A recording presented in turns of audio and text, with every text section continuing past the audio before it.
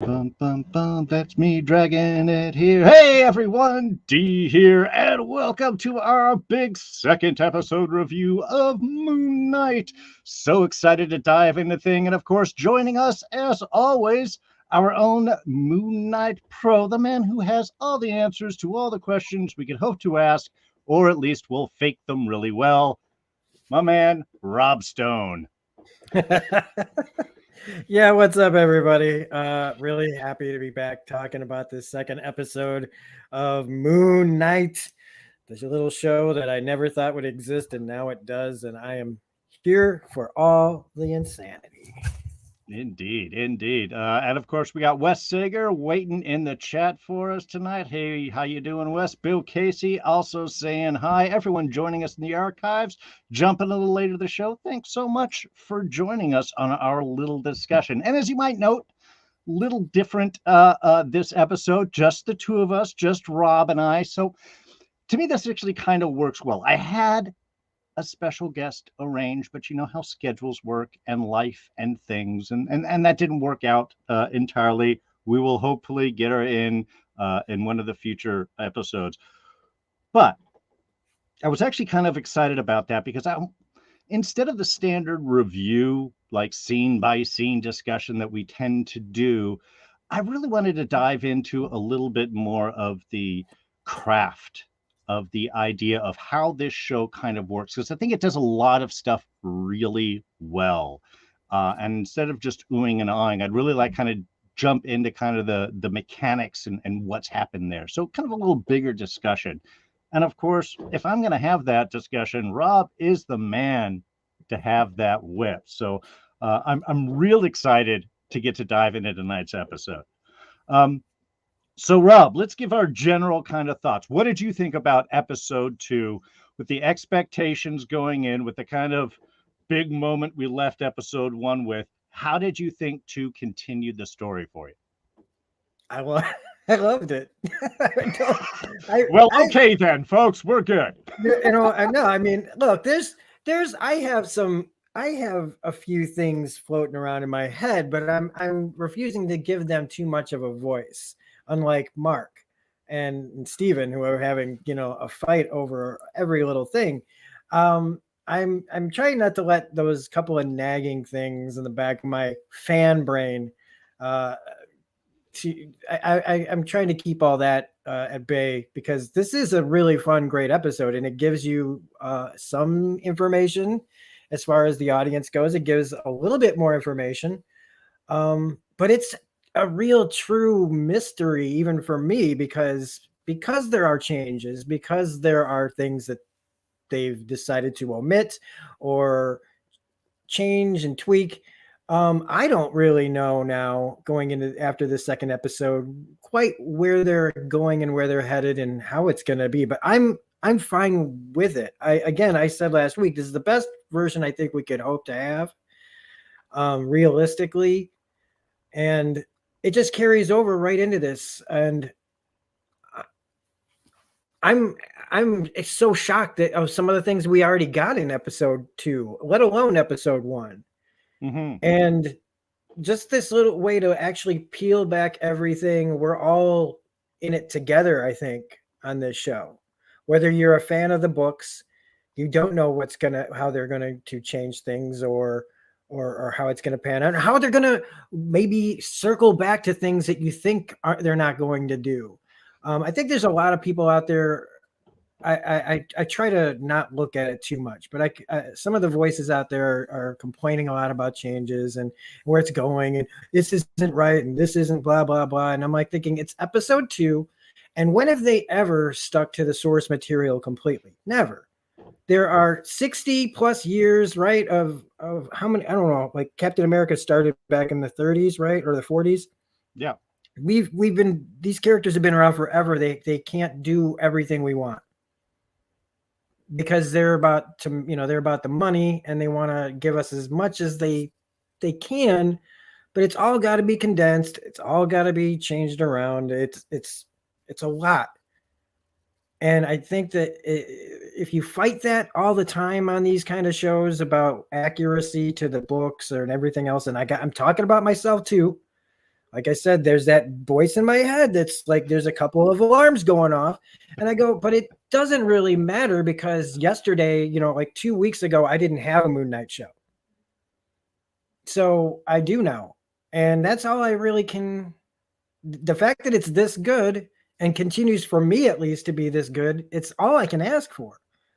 It's all any of us should expect. And the fact, though, that there are, though, also a lot of people that are saying that this is like the most exciting thing that they've put on this platform it says a lot. And the fact, the only little thing that still worries me is there are a lot of people that are still confused, and the way that they're talking about their confusion again brings me back to last week, talking about if you go too weird and people don't know what's going on, you can lose an audience. But I think that with a show this big and with this many people watching, I think that that'll be the minority. Now, I guess I've talked a lot more than I probably should, but in the end, like I said, this episode then at the end just leaves you wanting more, just like the end of last week. And that's Well, the pretty much nice thing my is first we can go a little bit further into things, and no, that's good because I wanted to give that, and you hit a couple of interesting points. I was reading something recently that was talking about internet criticism and things like that, and the poking of plot holes.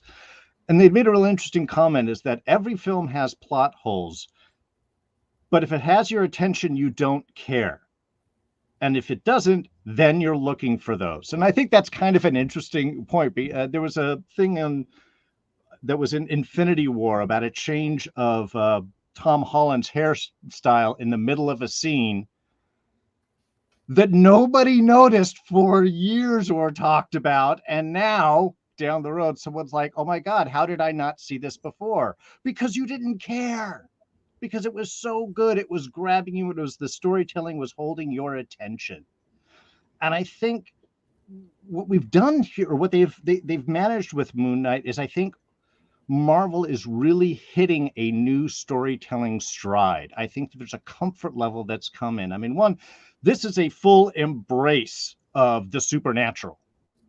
This isn't the Thor gods and technology, advanced technology is like magic, kind of Arthur C. Clarke kind of thing. This isn't even the Doctor Strange. Yeah, there's magic, but we work with ultra dimensional beings and we're manipulating this. This is like, okay, there's demons, there's gods, there's avatars. They're making you do. Yeah, just go for it. Just go for it. And I love the fact that we are in the point where they can trust the audience to go on that journey, and they can make something that embraces it. I mean, as much as I like the Legion comparative that we've been doing with the Identity, this is the Mummy, man. This is an old 30s, we're heading to Egypt adventure serial, especially with Layla showing up this episode, kicking ass. Love her. There's kind of a feel. Even the music I noticed much more this episode of the big kind of no roaring kind of deserty feels and stuff. And I mean, I love the music choices that they've been doing with it. But they've just hit their stride. They're like, look, let's just tell the story. Forget the origin. We don't need an origin. We're going to throw you in halfway through the adventure, and you're going to go with it. And I love that. I love they don't have to take the time to go through those steps. And I love the fact that they are holding it. Are they going to tell an origin story? Maybe later in the season, maybe at season 2, maybe season 5, maybe never. Maybe that's not important. Maybe they just touch on it. And I just love kind of getting in it. It keeps the series from dragging down, and we can enjoy the interplay of Steven getting used to this and getting his feel and finding his own strengths within the adventure. He's not just a patsy. He does some really nice decisions and redirects and moves in this. And so I am really enjoying that kind of like, we're going to tell a great story and we're just going to dive in and people are going to love it. And I think if you tell a good story, people are going to love it. If you don't, then maybe you're a different major studio. Um, we have further discussions to go, but anyway, that's kind of what I want to get into in all of this is the choices that they're making with this, is that dumping in, and how saving these backstories for other times gives a certain level of freedom to tell new tales. And we know that Marvel's always been very good at taking bits and pieces and remixing them in new ways. So even if you know the Civil War storyline, you're not going to guess what the movie's about because it just mixes it up. Yeah, I mean, if you were to ask me, like, what it when I first heard of Marvel's Captain America Civil War, immediately I thought, like, oh, well, this is what that's going to be about. And then you go see the movie, and it is like, no, no. Instead, what they did was follow the three movies storytelling. They were following that arc that they had set up, and just added the wrinkle of the Sokovia Accords, and I didn't see that coming. And even though that part of me is like, but it all still worked. It all still held my attention. It all made sense, and it did it in a way that I liked, that I think most people liked. Because, like I said, you can't do everything. It's just not possible. But what they are doing is doing unique storytelling again. This is, again, very fresh. It's taking chances. It's taking chances on the audience. It's respecting the audience too. Like, it's letting you, it's withholding, but not like in that way, like that we do with the speculation of, Olympics for like shows like WandaVision and Loki, where it's just nonstop. It was nonstop. Yeah. And with this, nobody knows what to say. There are people fumbling around Wikipedia. There are people trying to pick my brain when I'm not doing this, and people that know I'm into this all want to know all sorts of stuff. And I'm like, read a book or find out like, it's just, I don't know. Well, but yeah, I think we talked last week about using the Steven character as a great kind of intro for the audience. Again, you get to be confused with him. He's thrown in the middle of the adventure just as we are. So we get to learn through all of his. And I think it made some interesting stuff. There was a comment that popped on the internet. Again, not that I like to feed into these, but it was a stream from one of the writers, sorry, name I can't remember, who was upset because the show wasn't dealing with Mark's Jewish heritage. Now, again, not being familiar with the character, not knowing how really important that is to him, it wasn't really a big thing to me either way. But I did find it interesting that by approaching the story as if it's Steven's story and not Mark's, we don't care about Mark's backstory. It doesn't exist because he's just a figment of Steven's mind. Even though it also gives ideas that more the point, Steven is probably a figment of Mark's mind. But we get to go through all of this with Steven's backstory, and then we can save this other stuff. Why are we not talking about Mark Spector's Jewish heritage? Because it's not Mark's story. It's Steven's story. Mark is just the side character that we will learn about more on later. Or as we're going to the next episode, maybe he's more the focus. But I'm gonna get an idea that this is really more of a Steven perspective. Yeah. And like I said, it's nice because, hey, we could save that for a story later on. It flips it because, okay, whether wherever they decide to take this, I myself am hoping that it's just a flip on the usual multiple personality story where like say, God, I don't want to spoil it. So you find out that the main character, has an imaginary person. This time it's in my head, it's the imaginary person fighting against the real person. And they've done that so well that even I'm going, are they, who is the, how are they saying, like, is Mark Like if they're making me question it, and every time I Yeah. question it, I have to remind. I'm like, no, but then I go, but what if it is? And Are you that's gonna be what's mad? exciting. Are you gonna be mad about it? And I'm like, no, no, I won't. I won't be mad about it because it's different. It is flipping that. And if in this universe it turns out that Stephen Grant is the A personality and Mark Spector's the B, I don't think it will be the case. I'm Right. still going to be fine with it because the way they're doing it works. It has nothing to do with my own personal feelings. Like the show's not coming after me. You know what I mean? Personally, I think a Hmm. lot of people take that stuff personally, like it's some kind of attack that they're not doing the story that they want. Um, and so they just decide not to like it instead of approaching it by its merits. It's like I do this all the time. I don't know why, but I always go back to my review of A Star Is Born. Right. I don't like that movie, but I appreciate it I respect the process. Sure. I said these were all the things that were good. I just didn't like it.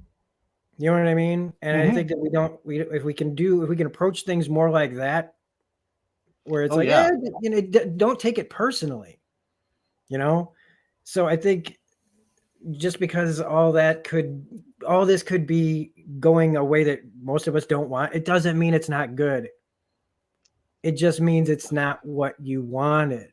And just because you don't get what you want, again, doesn't mean it can't be good. You just have to allow yourself to open your mind and your heart to new things, whether or not they're what you expect. And sometimes you can find that you get something better than what you thought. You know, a lot of these interpretations, they don't have to be bad because they flip it. And I think that this is a show that wherever they go with it, um, we're going to get solid filmmaking.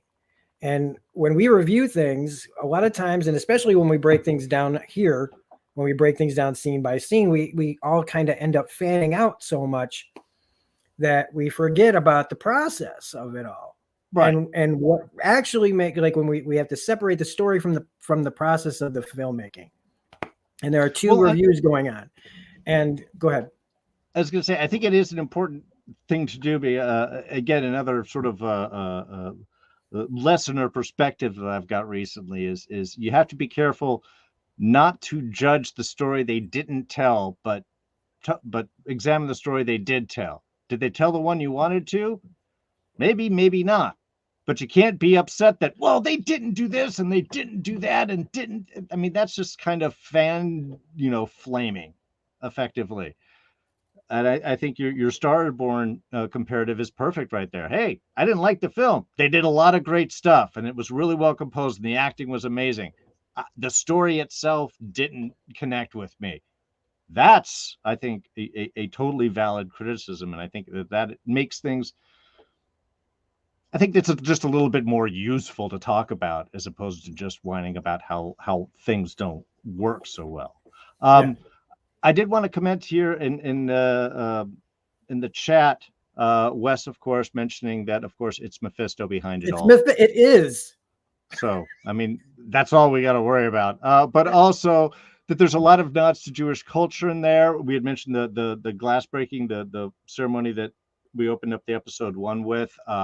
Bill Casey mentions, doesn't he have a Star of David around his neck at the end? I didn't notice that, but I did notice he said "Oi" when Stephen shows up in the psycho Colonel Sanders outfit. Oi, Stephen, what are you wearing? And which is a completely Jewish phrase. So I think they are layering a lot of stuff in, and I like that. And to your point, yeah, they playing it that Stephen is A and Mark is B. Sure. Is it most likely that Mark is A and Stephen is B? Probably. Or maybe Jake Lockley is A. Okay, maybe one of the other characters in there. Maybe there's a third or fourth. I think it was Bill who mentioned we still don't know who actually set up the dinner date in the first episode. We're assuming that it was Mark, but it could have been another personality. And I like the fact that we have Yeah. that in reserve. Yep. That these ideas, they're sort of laying into each one.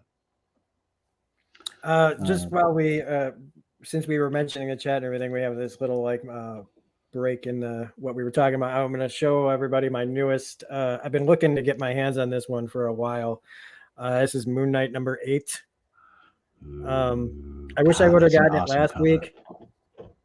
But yeah, this is from 1981, June of 1981. And yeah, this is a pretty classic cover. I have been looking for this for a while. For some reason, this is a very popular cover and not known for the story, but the story inside is actually really good too. Also, I wanted to bring up I should have said it during the introductions, but look to my channel next week, where late next week, where Darren and I are going to be having a discussion on my very first official TMI with Rob podcast. Episode 1 comes out next week, and we're going to be talking about I don't know, maybe we'll talk about that later at the end, what we're going to be discussing. But look for that next week, and now we can back to what we're doing. Well, no, that's kind of perfect because I was about to get into one of the things that this show does is it is patient and it has planning, and you can tell that, and that is not something that a lot of studios could do, and perhaps that will be part of what we will be discussing next week is things that don't come out quite the way they should. But yeah, we'll talk about a little bit more about that later.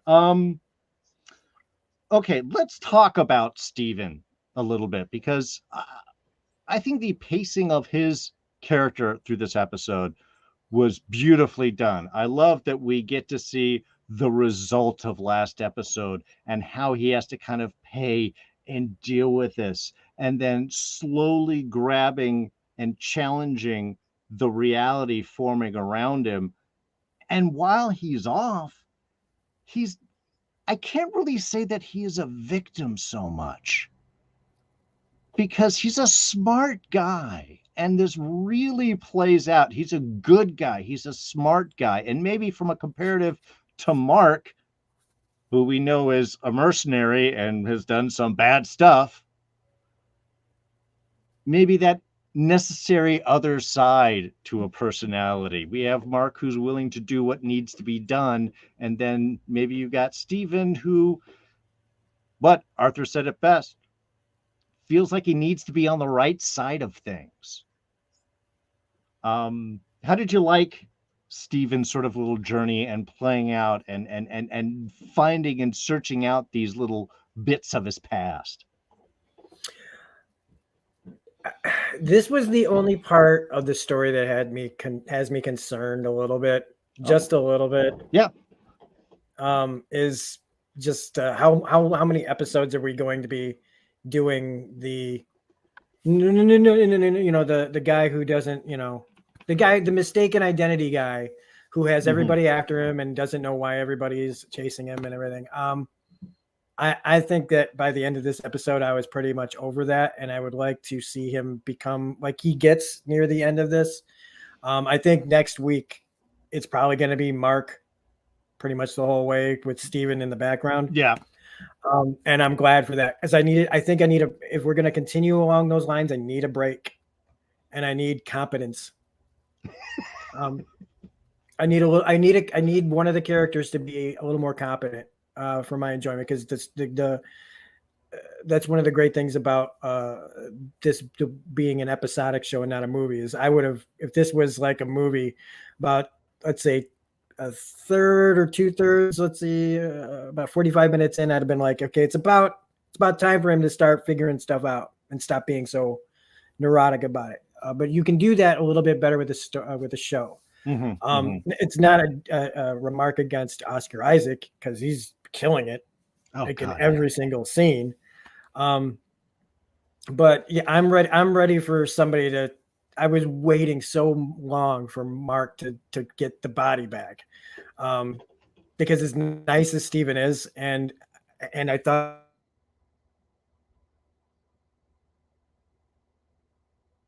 Oh no! Is that me or you?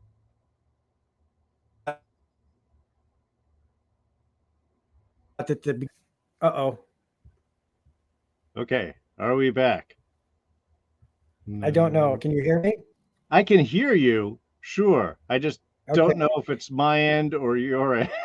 I got a google.com. StreamYard's not responding. Google's not responding, but I can still hear you. I can see everything, but I'm not Okay. moving. Okay, good. Well, I can hear you, so Um, so go ahead and keep going then. okay. Where did I leave off? Oh, okay, there we go. I don't know what just happened. Brain. Okay, so Look, he's in. Yeah, stripping his identity off, like yeah, even to the name tag. I thought that was really a clever way to show like how everything is being stripped of this guy, and how by the end of it, it kind of comes true. Like he loses, he has to give up the body to Mark to save everybody else. But the fact that no one else can see all this stuff and everything, and just him, just his ultimate confusion, and he's lost. He didn't get the girl. Nobody trusts him. He's losing his job. He's got his only friend is the painted statue, and now they want like taking Steven because he makes a real big point. That's an interesting thing. He keeps always saying Steven with a V, almost like a mantra, yeah. like a way to connect him to his own identity. Is that he's Steven with a V, and it also rhymes a lot too. I wonder if some of this is part of a process that they go through to when he was made almost. But Hmm. I really enjoyed that this guy just keeps having things taken from him. He has a wife he doesn't. Well, Mark has a wife that Steven didn't even know about, and he's losing her too. He acts like he's losing her in a way, and he doesn't even know her. He's pulled from his memories of her to like add to his own personality. Oh, All and I these love that. things that he's like, that's a bit mental, like realizing things, and that's a part of Mark's uh, kind of the way he's been. Where, like I've said, he's been he used to put on a suit and just be a character, and he was thinking he was pretending that he was somebody else convincingly. He would just he would be like an actor, like is why she says, hey, is this just another, this is just Steven is just another fake identity, you can stop Right. now. Well, that might have been true in the past, but she just never, like in this version, she doesn't realize how real these things can be. And I like that she's learning that from him as well. It's so despite my complaining about, being, I want some competency, all Hmm. that stuff with his character is great. I mean, his interactions with everyone in this is fantastic, whether it's Ethan Hawke, Mark, or Layla, or even the cops, which the cop thing, I was so happy that they were with Ethan Hawke's character. You want to know why though? Because I didn't want another scene where a character gets taken down to the station, where we have the interrogation, and eventually one of the alters comes out, and it gets weird. And maybe we would have had an interesting action sequence there of like Moon Knight busting out.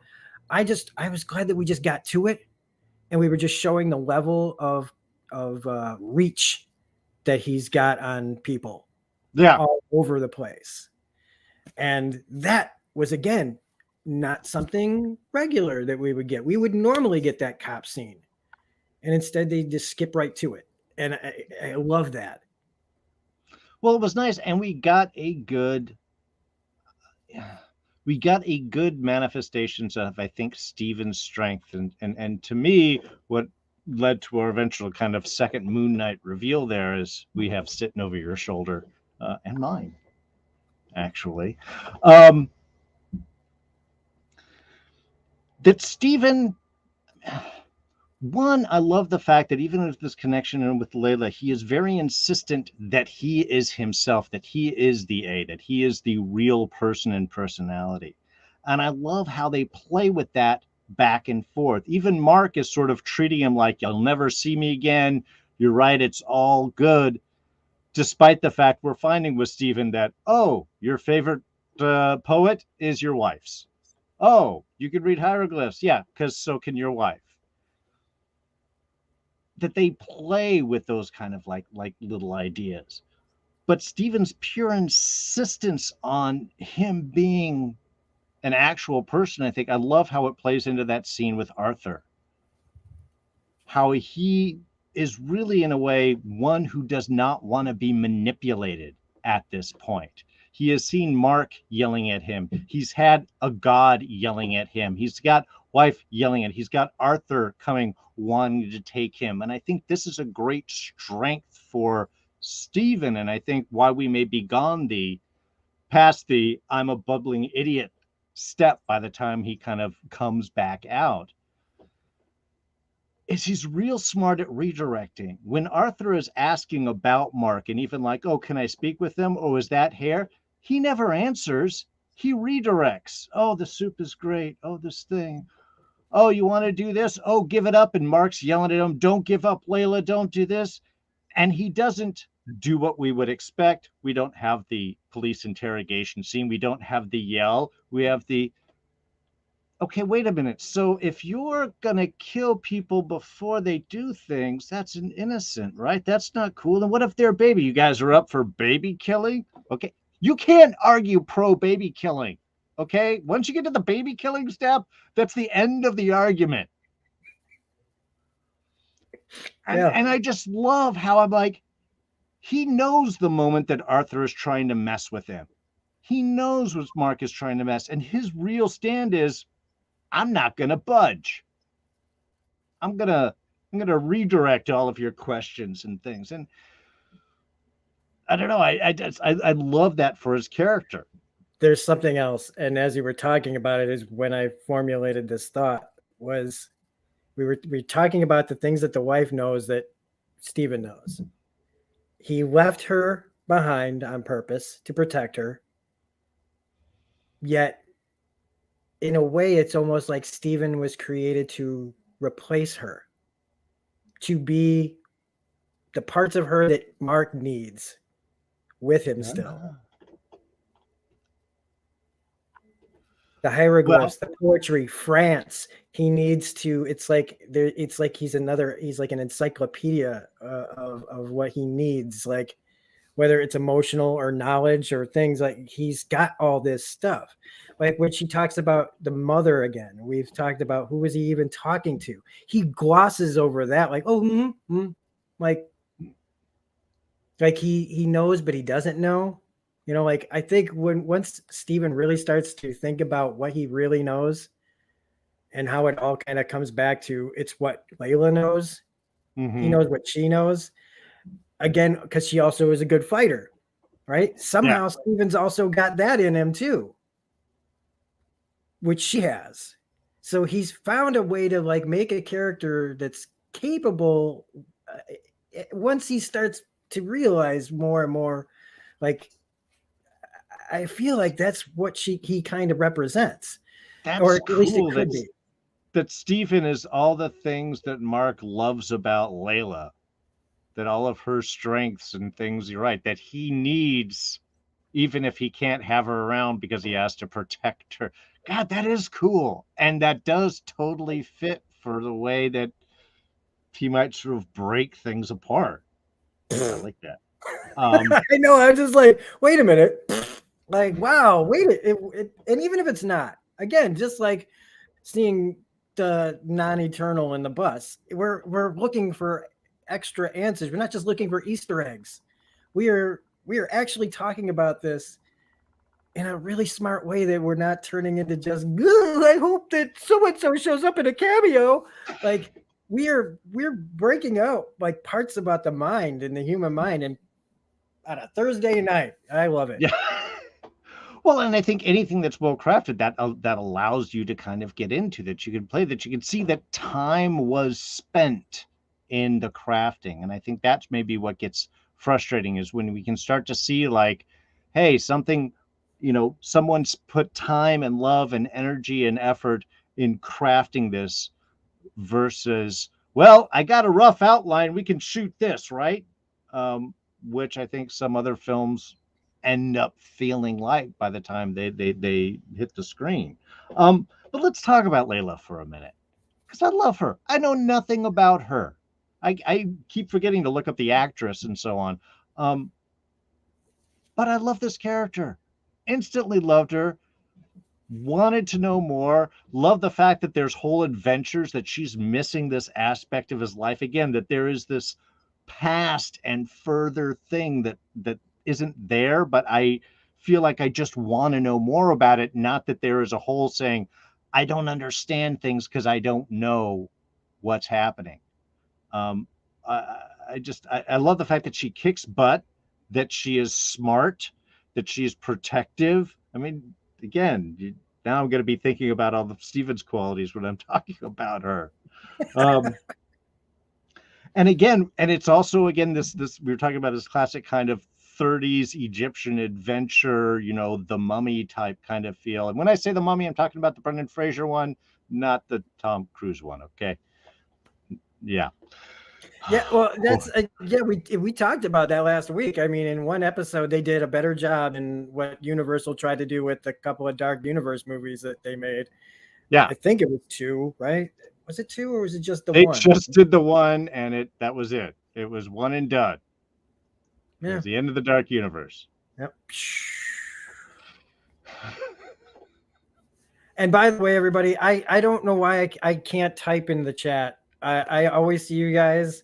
So like when you ask a question, I do read it. I just can't type it in. I was gonna mention to Wes about talking about if we'll see the event that manifested Steven's altar. I don't know. I just wanted to mention that I do see you guys and I just don't get to respond.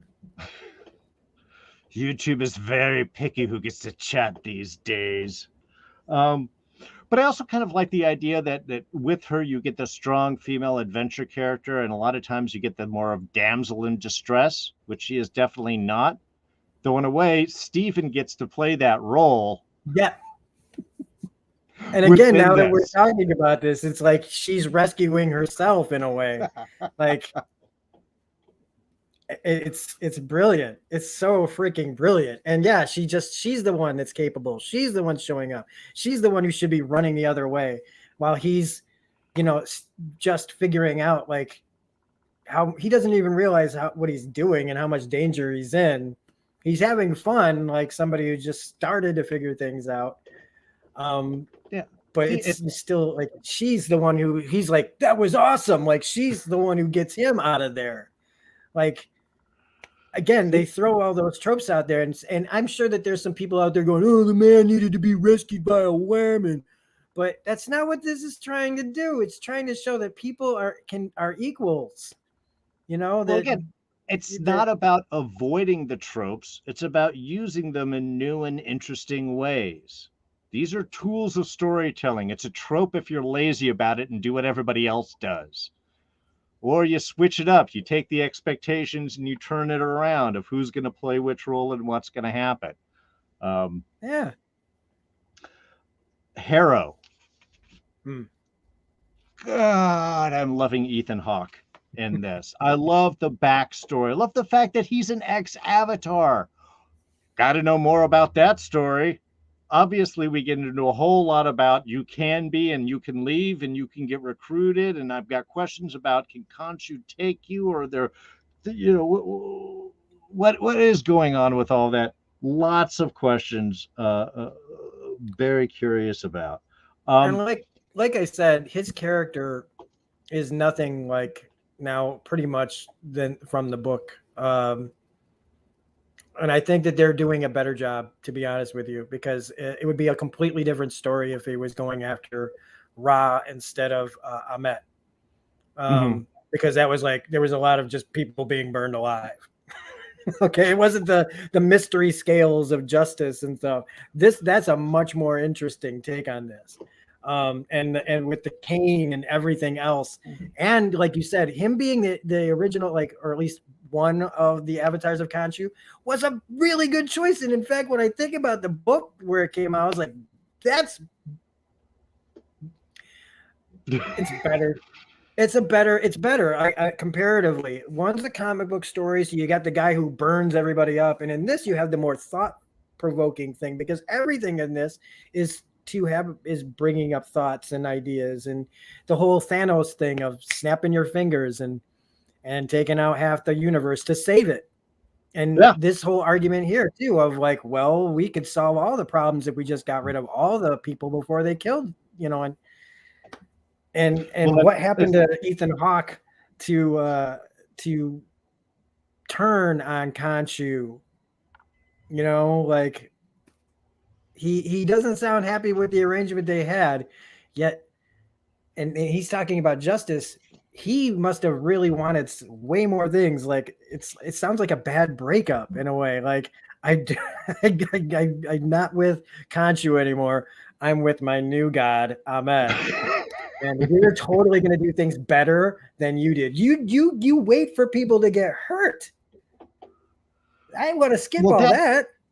That whole sequence, even Wes is mentioning it. Is he telling you to kill me?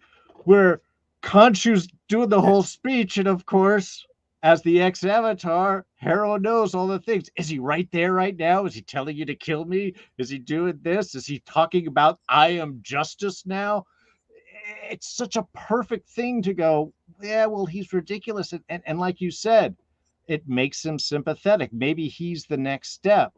And I love the idea of, was he driven to this? Is this a bad breakup? Or did he learn through his experience that, yeah, maybe Khonshu is too late? Maybe we need to do it before the bad things happen. And in that case, he's trying to do good, even if he does that by evil. The cure, part of the cure is a little bit of the disease, as he mentions.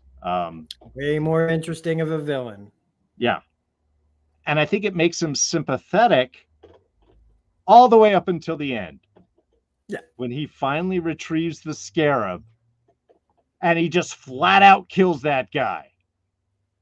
Oh, I could offer you this, but you can't be with this. And kills him drained. And he doesn't even weigh him. He doesn't use the cane. He doesn't use the scales. He flat out just murders him. Maybe unnecessary, but I think it does at least reveal, certainly to Layla right there, that, okay, whatever this guy is saying is not really committed. But also, in a good way.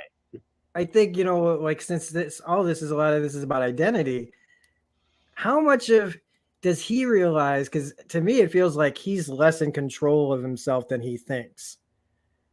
And I think that he's, like they say, the absolute power corrupts absolutely and all that. And I think that the bit of power that he has, I don't know if he really, I think he's been taken over, right? And he thinks he's doing like this stuff, but I think he's just gotten himself into way too deep. He doesn't realize how messed up his thought processes are because he's been completely taken.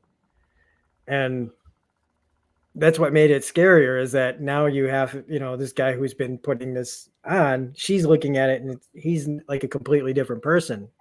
Like, why would he ever just kill this guy? He could have just walked away, like, so who really did that? Was it him or was it Ahmet? Well, actually, Wes here in the chat, is that a mentality a result of living in a world with blips, aliens, magical rights of the sky, Hydra, all of these things? That would be interesting if they wanted to explore that.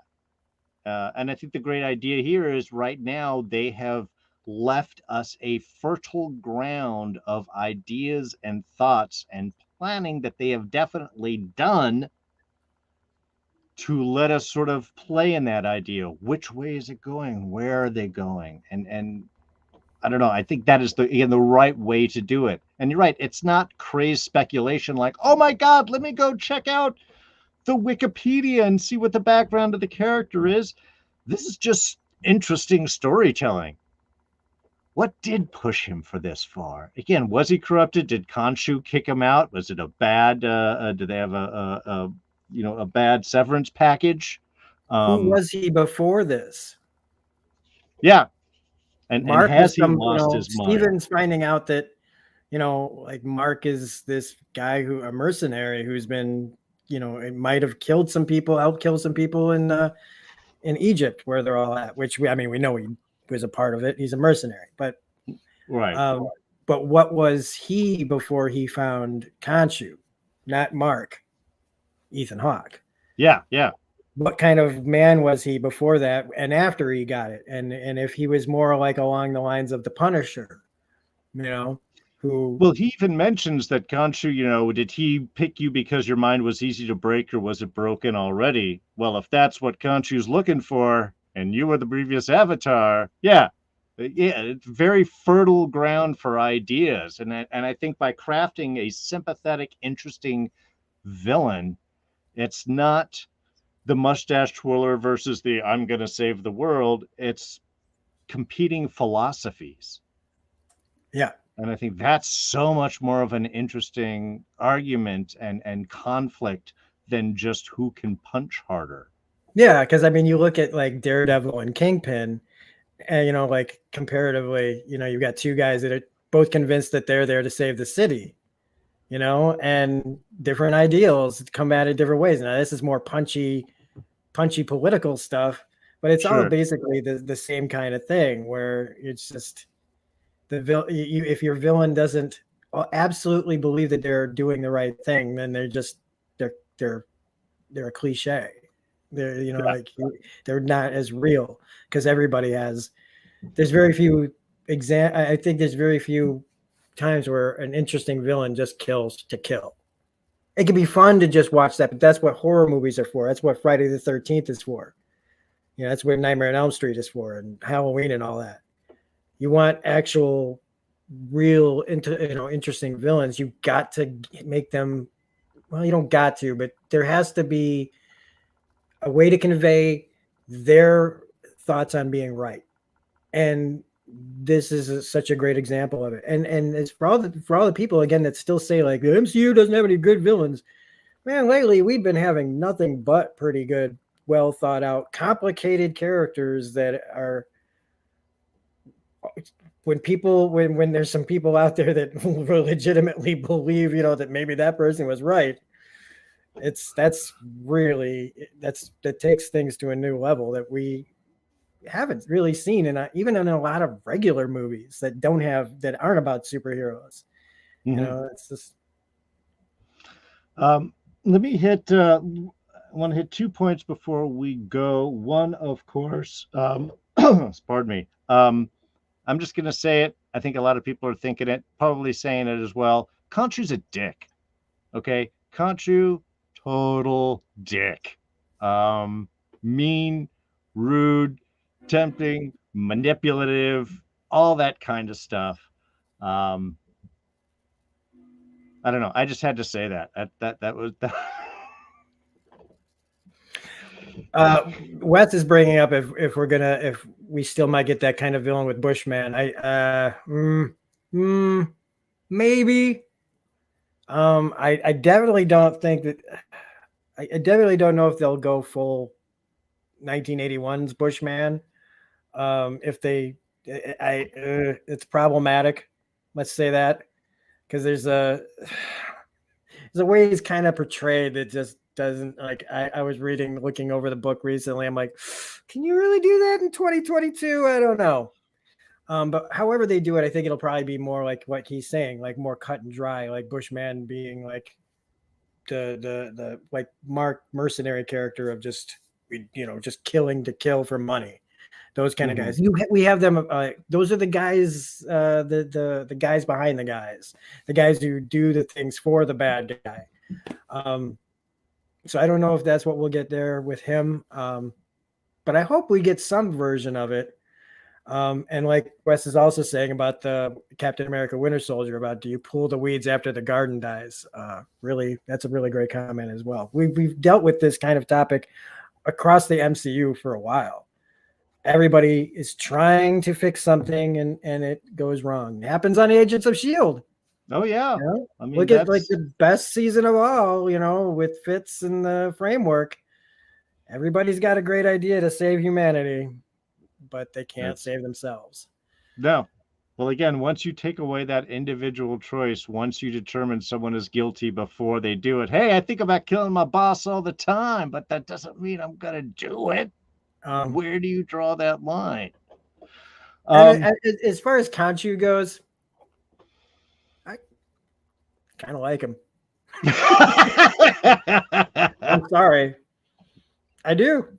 No, hey, I like the F. Murray Abraham talking through a bird skull and being like, I made a deal with you and you're not following the rules. And there's always another mission and all this other stuff. And yeah, the gods are always going to be those kind of like examples of like wish fulfillment, right? If we had all the power to do all this and blah, blah, blah. And they're always look at the gods of Asgard. They're all messed up, you know, and the gods of like real, like the mythology from Greece and Rome and Norse mythology and all that.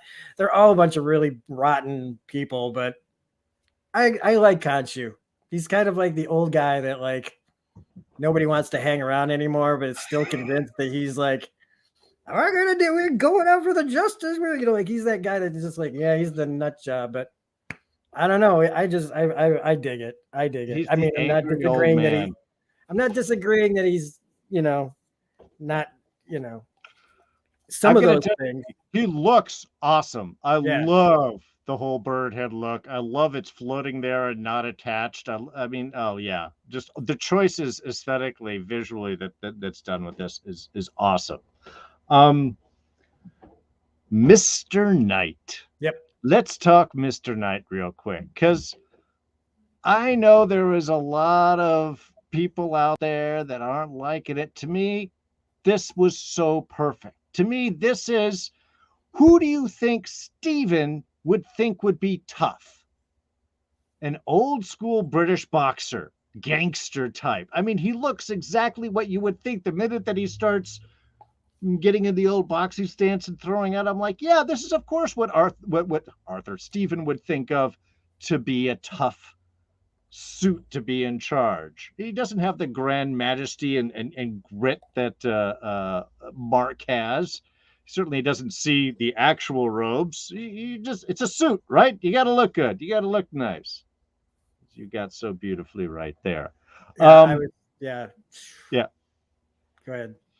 No, I was just going to ask. I mean, what did you think of our Mr. Knight? Because I loved the whole introduction. I love that. And even when he ends up giving up the identity back to Mark, it's to do the right thing. It's to save other people. That's the only thing that actually convinces him it's not about you. It's about saving these other people. Yeah, I couldn't believe we got it in episode 2. And I just love the design of that suit.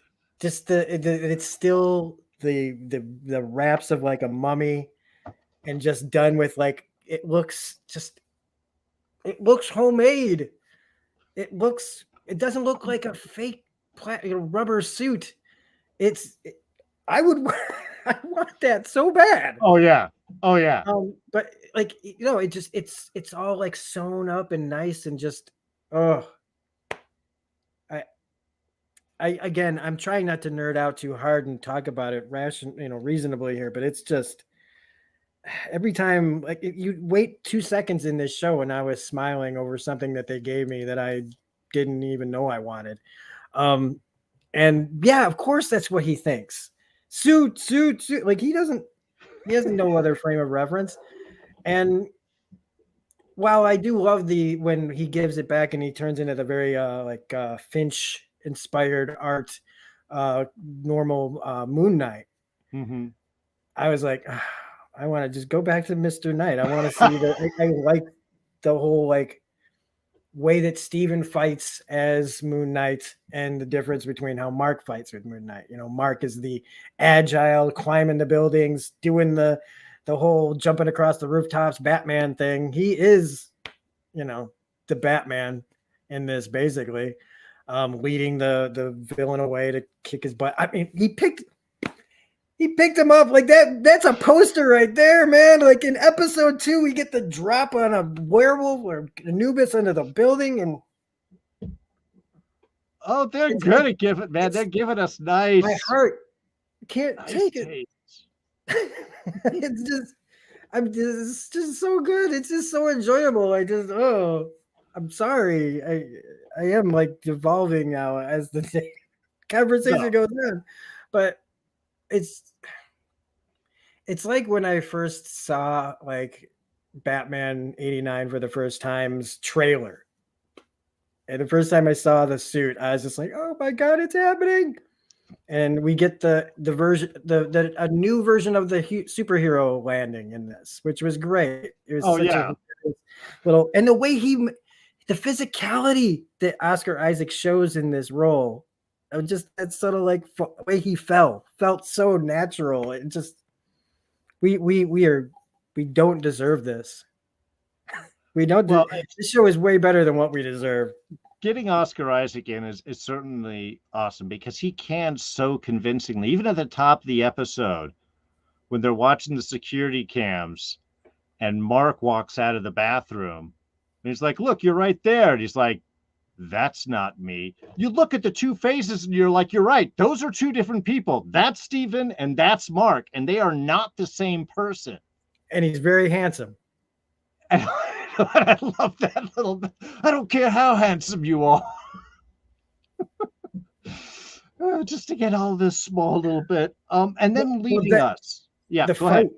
fight in the mirror where he gave up control and he's like, I'm just gonna, and that anger that's in Mark. Well, yeah, leaving us with that beautiful reversal is now Mark is in control, and now we get that kind of heart-wrenching bit of Steven realizing, oh, now I'm awake and watching my other self, a total new experience. And while Mark obviously cares about Steven, you're going to be okay, man. Just breathe through it. It gets better. It's easier.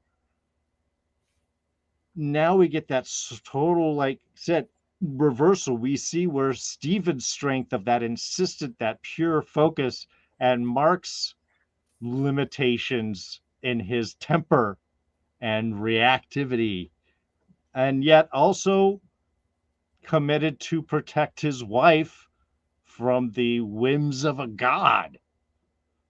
So I mean, it's just such a perfect, wonderful way to sort of switch things off. Now the character that we have spent time with, that we have learned with, is going to be trapped in the mirror. So we as the audience now get to be the trapped mirror guy, watching the other side go off on this sweeping, beautiful Egyptian adventure. God, why does next week take so long to get here? Um, I am really thrilled with giving us the action, giving us the humor, giving us the thought, and then leaving us with kind of a tough philosophical, emotional conundrum to be stuck in. Is now we're trapped, just helplessly watching the world go on. And so, yeah, I'm excited that we're going to learn, I think, more about Mark next week. I don't think this is obviously the end we'll see of Steven or Mr. Knight. And I think next time he comes out, I think he's going to be a little bit more capable, understanding now the world that he is a part of. Yeah, I'm hoping that he doesn't immediately just run. Like try to just run, like grab Layla and try to be like, we must go from away from all of this. You know, I'm a little worried about that, but I don't. I think that they're going to spend the majority of Steven being the guy, looking for a reflection to yell at, and how that'll mess up Mark. Because I think they're going to be diving into why create Steven in the first place. What guilt does he have over? Because we're talking about the murder that happened. The murders that happened when he became Moon Knight, when he was, fighting, killed those archaeologists. That's in the book, sort of. Now, what take are they going to have on that, though? Yeah. Was he bad? Was he good? Was he middle? Yeah, I mean, in the book, he was the guy who was like stood up for, we're not doing this, and then it backfired on him, and he ended up left for dead in the desert. Which is where I think that they're probably gonna to lead it, but he'll at the same time it's going to be different enough because originally I believe it was Marlene his there's two girls in the Moon Knight universe, and I probably should Mhm. stop talking so we can wrap this up pretty quick. But there are two women in the Moon Knight universe, Layla and Marlene. Marlene was originally the girl in the story, but it's gone back and forth. What they're gonna do with that, I don't know, but it's gonna be next week. You're right, can't get here soon enough. Yeah. Well, and I think this also gives the opportunity to, if they do want to dive into some of that origin story or tale, it would be beneficial for Steven to see the kind of person that Mark is, and that maybe he's judging him a little too harshly. So I think it'll be an interesting kind of journey in that sense, and I'm hoping that's sort of where we're going to go, so we can have someone that understands. Sometimes I need to be a Mark, and sometimes I need to be a Steven. Sometimes a Moon Knight, sometimes a Mister Knight, or somebody else, depending on what goes on.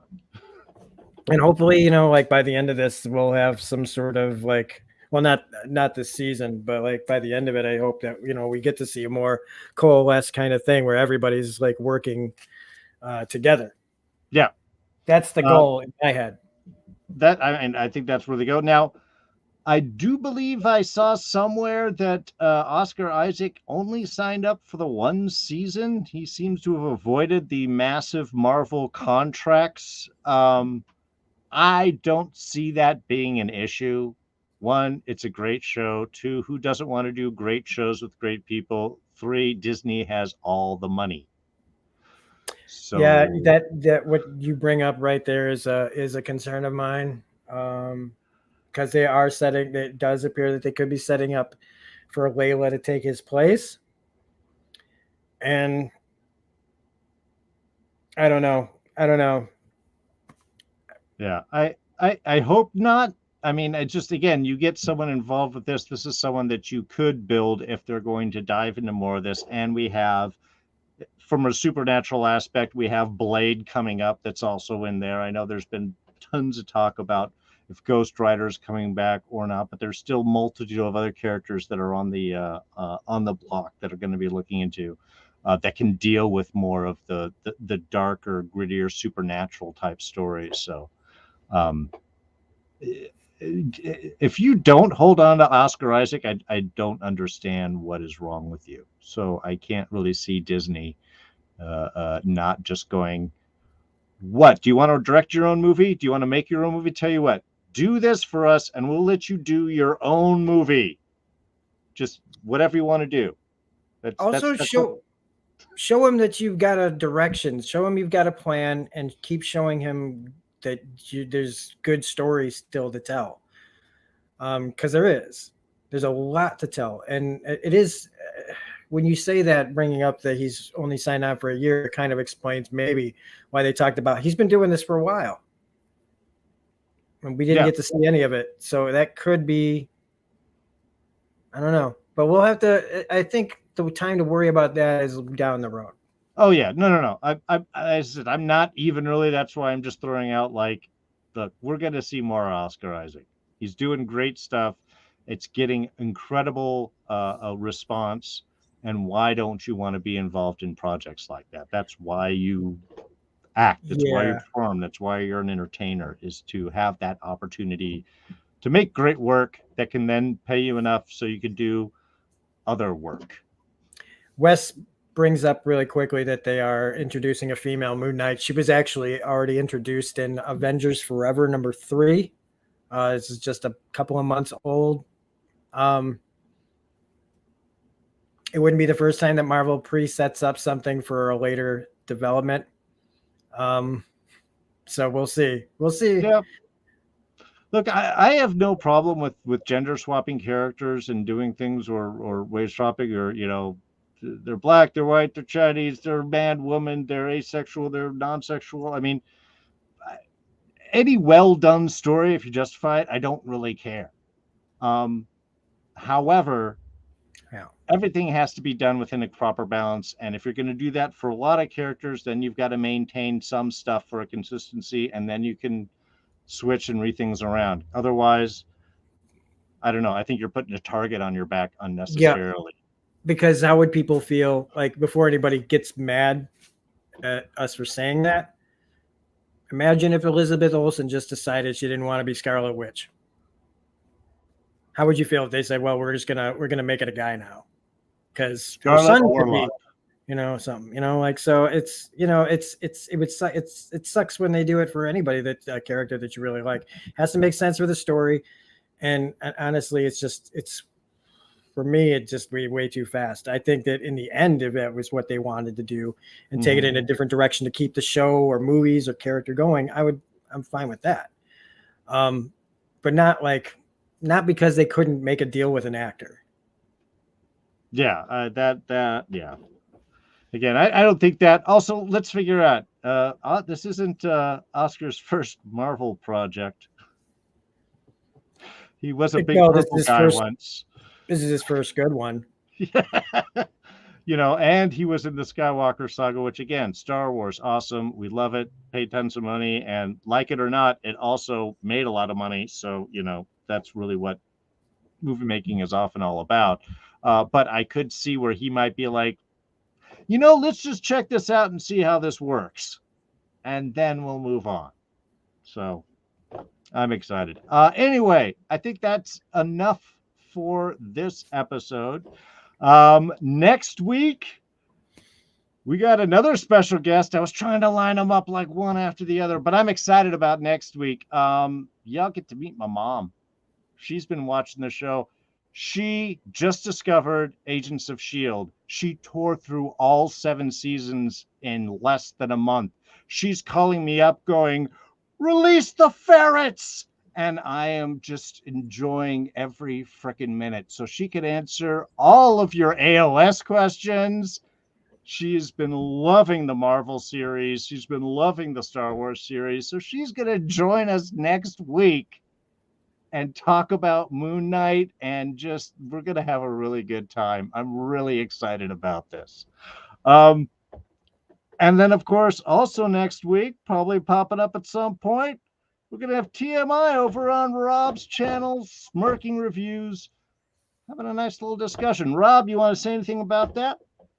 Well, I mean, I did tweet about it, so I guess it's not a secret, but we're going to be one of the things, the main topic that we're going to be discussing on the premiere episode of TMI with Rob is Sony and their film division. And but that's the main topic. It will probably will not be the only topic. And if you know us here, it's hard for us to stay on point sometimes. and if you like that, then you're gonna love TMI with Rob, because it's just gonna go where it goes. And if you want a no holds barred, brutal, honest look at some of the things that we're talking about and things that we want to talk about, well, that's where to watch it. So look for that next week. And then this weekend, I've got the big Walking Dead second part of the 3-part final season discussion coming up on Sunday. Otherwise, yeah, I'll be here talking with D about the best Marvel show right now, which is this. I guess this is it, though. So. And I'm gonna say this is already near the top of my list. I don't know if it's 1 yet, but it's 1 or 2, and certainly not anywhere past 3. Wes mentions in the chat before we wrap it up, there was another mention of MI6 in this episode. Wonder if they will come into play soon. Possibly. Hard to predict. British. James Are they Bond. really MI6? Maybe they're MI5 and they don't know it. Oh, they're just one behind. What god's running MI6? Is it Ra? Ra.